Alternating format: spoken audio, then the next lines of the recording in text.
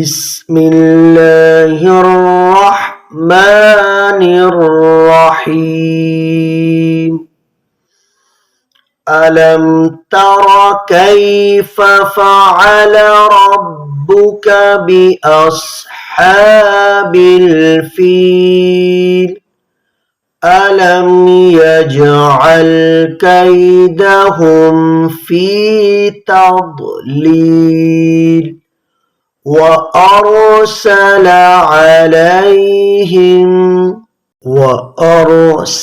عليهم طيرا أبابيل ترميهم بحجارة من سجيل فجعلهم كعصف مأكول